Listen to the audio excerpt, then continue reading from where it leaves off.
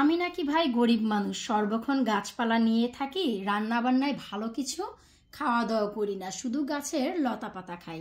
কি করা যায় বলেন তো? হ্যালো এভরিওয়ান, আসসালামু আলাইকুম। কেমন আছেন আপনারা সবাই? আলহামদুলিল্লাহ, আমি তো অনেক ভালো আছি।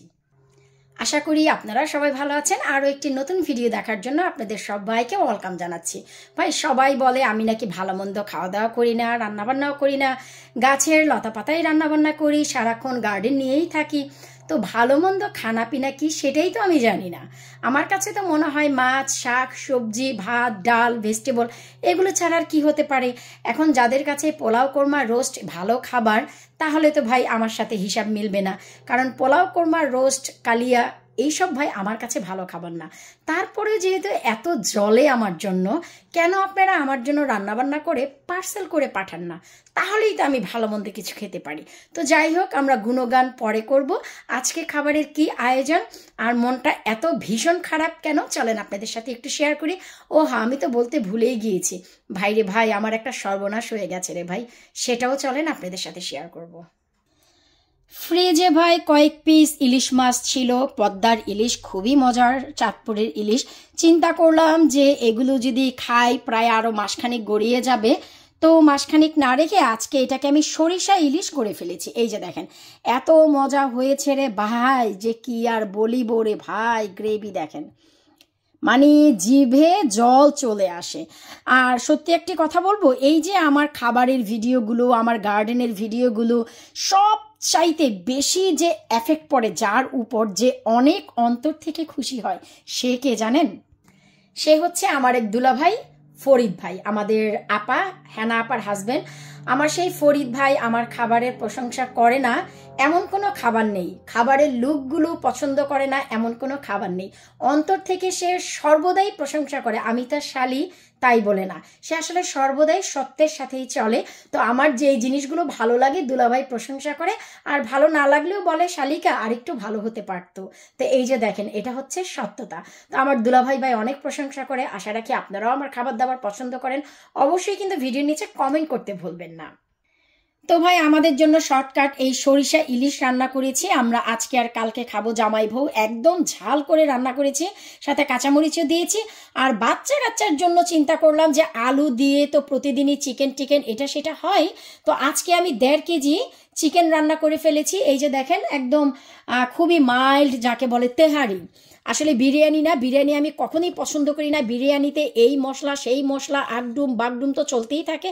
আমি খুব মাইল্ড মশলায় এই যে দেখেন তেহারি করে ফেলেছি। আবার অনেক আলু দিয়েছে, এই যে দেখেন আলুগুলো রে ভাই, চেহারা দেখেন, মনে হচ্ছে না যে আপনাদের লেবু, কাঁচামরিচ, তারপর হচ্ছে শশা, এইগুলো দিয়ে একটু সালাদ করে মনের মতন এই তেহারিটা খান। এত স্বাদ হয়েছে, নিজের প্রশংসা নিজে না করলে কি হয় রে ভাই বলেন?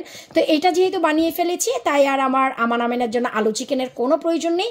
জাস্ট শশা দিয়ে ওদেরকে সালাদ দিয়ে আমি হচ্ছে এই বিরিয়ানি খাইয়ে দিব। এই যে আমি একটু দেখাচ্ছি নিচ থেকে, দেখেন আলহামদুলিল্লাহ একদম নিচ পর্যন্ত মাংস আর হচ্ছে আলু দিয়ে ভরপুর আছে। এই যে দেখেন, আর কালার ওয়াইজ অসম, একদম হোটেলে যেমন পান আপনারা বিরিয়ানির কালার, আশা রাখছি তেমনটি মনে হচ্ছে।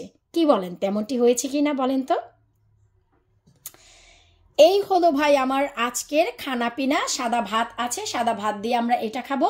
ডিপ ফ্রিজ থেকে গতকালকে একটি বক্স বের করেছি, সেখানে ভাই 15 দিন আগে, 15 দিন না, আই থিঙ্ক সো 20 দিন আগে হবে, আমি আমার গার্ডেনের কালো কচুর ডগা পাতা দিয়ে ইলিশ মাছের মাথা রান্না করেছিলাম।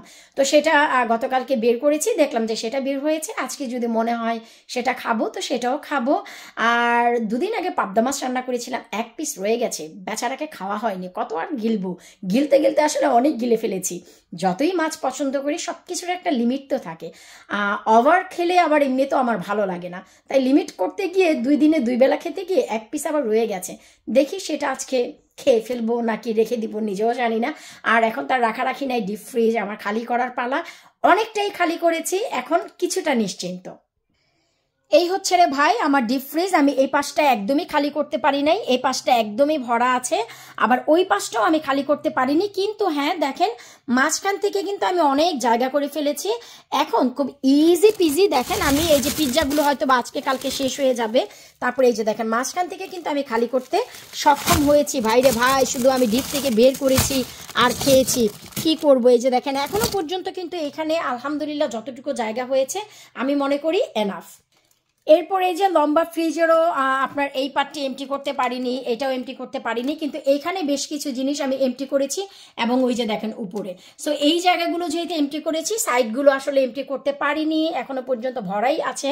তারপরেও আমি মনে করি যে অনেকটাই আমার এমটি হয়ে গেছে। তো আলহামদুলিল্লাহ আমি তো খুব খুশি, খুব চিন্তায় ছিলাম ভাই, দেশ থেকে এত পছন্দের মাছ মাংস নিয়ে আসবো, এগুলোকে রাখবো কোথায়? আমাদের তো কোনো নেইবার নেই যাদের বাসায় গিয়ে বলবো খালাম্মা আমার মাছের প্যাকেটটা কি রাখা যাবে? এরপর জি হ্যাঁ, আপনারা যারা মনে করেন যে আমি গাছপালা নিয়েই থাকি, আসলে আমি গাছপালা নিয়েই থাকি। এই যে এতদিন ভরে গাছপালা হয়েছে গার্ডেনে, এখন সেইগুলোরই ফলন পাচ্ছি, বীজগুলোকে রেডি করছি পরবর্তী বছরের জন্য। আলহামদুলিল্লাহ ঘরে থাকা গাছগুলো খুব চমৎকারভাবে বাড়ছে, এমনকি প্রতিদিনের কাটা শাকসবজি ওই যে দেখেন আমার বেডগুলোতে নিয়ে ফেলছি এবং মাটির সাথে দুদিন পর পর গিয়ে আমি কোপাচ্ছি। আর সবচাইতে যে ইম্পর্টেন্ট একটি জিনিস আমি মাটিতে মিশাচ্ছি, সেটাও আপনাদের সাথে অবশ্যই শেয়ার করব। কি আমার সর্বনাশ হয়ে গেল চলেন সেটা আমি আপনাদের সাথে একটু শেয়ার করি। এই যে দেখতে পাচ্ছেন আমার বিশাল আকারের লাউ, এই লাউটি কিন্তু আপনারা সবাই জানেন যে আমার উইন্ডো সেলের এই জায়গাটায় থাকে। একটা থেকে বীজ বের করে ফেলেছি, আর হচ্ছে এই একটা, ওইখান থেকে গত পরশুদিন এই উইন্ডো সেল থেকে লাউটি পড়ে গিয়েছে। আমার মন এত বেশি খারাপ যে আমি আপনাদের এক্সপ্লেন করতে পারবো না। পড়ে গিয়ে এই যে দেখেন ফেটে গেছে, ফেটে বেশ কিছুটা কষ বের হয়েছে, কিন্তু আমি এটা থেকে আর বীজ বের করছি না, কারণ আমার কাছে এখন আর তেমন সময় নেই, যেহেতু দেশের বাড়ি যাব। সো এখন এটা বের করে আবার নতুন করে, যেহেতু ঘরে তাপমাত্রা কম, শুকানোর জন্য একটি ব্যাপার স্যাপার আছে। এই যে দেখেন আমি কষগুলোকে আলটিমেটলি মুছে ফেলেছি এই যে, কিন্তু এগুলো আমি রেখেই দিচ্ছি, দেশ থেকে এসে সর্ট আউট করবো। তো আপনাদের যাদের অভিজ্ঞতা আছে প্লিজ ভিডিওর নিচে আমার জন্য একটু কমেন্ট করে দিবেন যে এই যে লাউটি আমার হাত থেকে পড়ে ফেটে গেছে, এখন কি এটা পচন শুরু হবে, না এটা অলমোস্ট যেভাবে শুকাচ্ছে এই যে তেমন করেই শুকাতে থাকবে, কোনো ক্ষতি হবে না? প্লিজ আপনারা ভিডিওর নিচে একটু কমেন্ট করেন, কারণ এই যে লাউটি, লাউয়ের বীজটি, এই লাউয়ের সফলতা কিন্তু আমি একা না, আমার লাভলি ভিউয়ার্সের জন্য এই বীজ যদি পচন শুরু হয়ে যায় তাহলে আমি যাওয়ার আগে বীজটা বের করে রাখবো। আর যদি আপনারা বলেন যে না এটা ঠিক থাকবে, তাহলে আমি যে কাজ করব এটা এভাবেই রেখে দিয়ে যাব উইন্ডো সেলে। এই হচ্ছে রে ভাই আমার সর্বনাশ, আপনাদের উপরে ছেড়ে দিলাম। প্লিজ আপনারা ভিডিওর নিচে বেশি বেশি করে কমেন্ট করেন যে আমি কি করব, তাহলে আমি আগামী কালকের ভিতরে সর্ট আউট করে ফেলবো। আমার হাতে আর সময় কম আছে, যেহেতু দেশে যাব, এমনিতেও আনন্দ অনেক বাড়তি কাজ থাকে আপনারা সবাই জানেন। তো এখন হচ্ছে আমি যদি মনে করি এটা বীজ বের করতে হবে, কুইক বের করে ফেলবো। আর যদি মনে হয় যে না আমি রাখতে পারবো, কারণ কষ যেদিন হাত থেকে না সরি উইন্ডো সেল থেকে পড়ে গিয়েছে তখনই কষ বের হয়েছে, তাছাড়া কিন্তু এই দুদিনে আমি আর কোনো কষ দেখিনি, আমি মুছে রাখার পর আর কোনো কষ বের হয়নি। সো প্লিজ বেশি বেশি করে কমেন্ট করেন। আর যারা আমার জন্য এত জলে রে ভাই যে আমি ভালো মন্দ রান্না করি না, কেন নয় আপনারা আমার জন্য একটু পার্সেল করেন। খাবার দাবার পার্সেল করা তো ব্যাপার না, পার্সেল করতে না পারেন ড্রাইভ করে এসে দিয়ে যান। আমি যতটুকু জানি ইউকেতে যারা থাকেন কম বেশি সবাই গাড়ি চালান, তো এসে একটু দিয়ে যান না, বা রান্না বান্না করে আমাকে কল করেন যে আপু এসে নিয়ে যান, আমি নিয়ে যাব, কোনো সমস্যা নেই। খাবারের জিনিস ভাই, ভালো মন্দ খেতে পারি না গরিব বলে, কেউ যদি খাওয়ায় সেটা কি মানা করব? তো যাই হোক ভাই, বিদায় নিচ্ছি আজকের মতো, পরবর্তী ভিডিওতে আবারও দেখা হবে। আল্লাহ হাফিজ।